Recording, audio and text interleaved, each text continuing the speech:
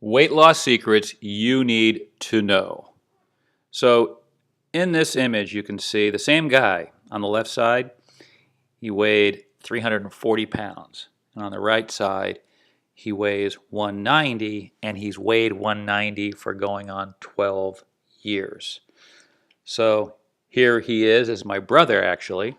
In 2002, around the time he was diagnosed with cervical dystonia, or also known as spasmodic torticollis, he had a severe case, and it disrupted his life dramatically. He was highly active, highly athletic, and he basically became disabled. And when you are normally engaged in activities, you get some positive biologic benefits from that. When that goes away, people turn to drugs and eating. Tom turned to eating. And he went from 2002 to that time, up until 2005, he ate more and became this guy at 2005. So he was this big, huge guy, about 340 from 2005 to 2007. And then he decided that he's just got to stop and get control of the situation.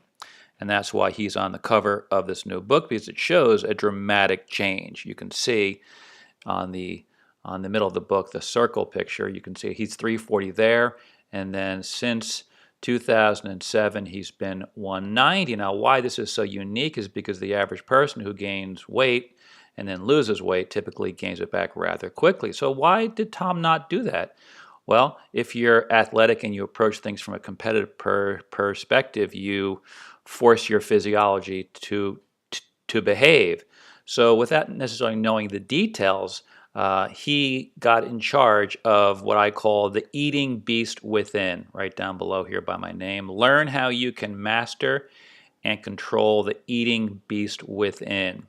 Now notice the subtitle, Why Your Brain, Body Physiology, Emotions, and Primordial Drives Want You Fat and What You Can Do About It. And so people will often ask, what food should I eat to lose weight? And that, of course, is really not the right question, because if that was the right question, people would not be overweight. And over 70% of the American population is overweight or obese. That's a lot. That's more than 2 out of 3 people that we run into are overweight, which is a very scary thing. And so the question should be well, how do I get in control of my brain? How do I learn about my body physiology and control it?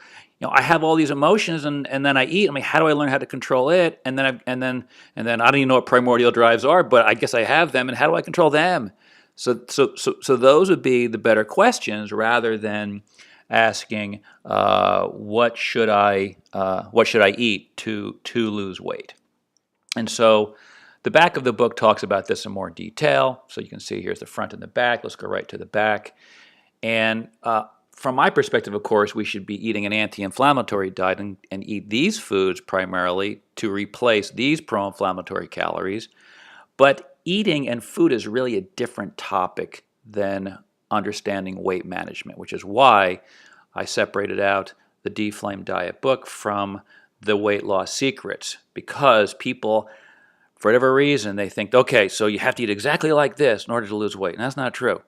In my book, I discuss you can be a vegan if you want. You can be an omnivore. You can be pure meat. It doesn't make any difference as long as your caloric intake is appropriate for your body needs, and all your anti-inflammatory markers or your inflammation markers are appropriate. The human body can handle a variety of different diets. So this book is not about diets, it's about learning how to control the eating beast. So let's look at what you'll learn in this book, which is basically, this is a longer version of the eating beast, but let's look at the details here. So in this book, you'll learn about the obesogenic environment that makes you fat. You'll learn about how consumeristic temptations, advertising propaganda, makes you fat. You'll learn about the instinctual drive to overeat that you have that makes you fat. How stress can make you fat. How a lack of sleep makes you fat. How inflammation makes you fat. How the wrong gut bacteria makes you fat. How your body weight set point makes you and keeps you fat. And then how your inner dietary crackhead makes you fat. And so all of this Seems quite complicated. And we should know about all these details, but the most important thing is to understand how to use our brain. And the prefrontal cortex of our brain is the area of our brain that is able to control the eating beast within. And so the top one, it says, you've got to understand the obesogenic environment that makes you fat. Now, if you were to Google that and pull up a couple of articles, you might pull up this one. Notice the title, 2012, The Neurobiology of Food Intake in an Obesogenic Environment. Let's look at the picture. Now, don't freak out when you see this. If you've never had a physiology course in your life, it's not necessary to know physiology to understand this. This is the neurology that we deal with, the neurobiology of eating.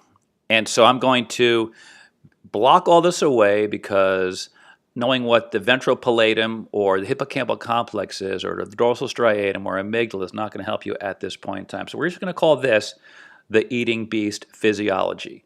So you have eating beast physiology. Now look right down below as you see subconscious behavioral, autonomic, and endocrine control. Subconscious behavioral. What's that related to? Food intake. Subconscious behavioral drive to food intake based upon eating beast physiology. Now, what stimulates the eating beast physiology is external stimuli. And when it comes to food, we can see it, smell it, and then when you get a taste, we augment the eating beast physiology and further support subconscious eating. And so, look on the far right of this image, conscious voluntary behavioral control, voluntary exercise. So this means that these are our options to maintain normal body weight. We've got to behave and control our eating, and we got to exercise. Now we do this to combat eating beast physiology and the ongoing propaganda to overeat that exists. And that is what this book is about. So if you take the back cover of the book and drop it right in here, you can see if you know these factors, and it's described in very, very simple language. People read this book in like 2 hours who have no background. So it's in terms of science. So it's very, very easy to get through as long as you basically got through high school education. So we have external stimuli, food, that activates our senses, and then it supports all of this eating beast physiology that you need to know about in order to maintain normal body weight. So that's how we attack the weight management issue. And it's just described, as I said before, in the back of the book.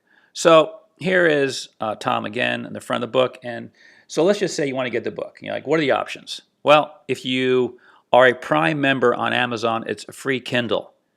And the lowest Kindle allows you to go is 99 cents. So if you don't have a Prime membership with Amazon, the Kindle book will basically be free, 99 cents, nothing. If you want a hard copy, you can get through Amazon, it's $12.95.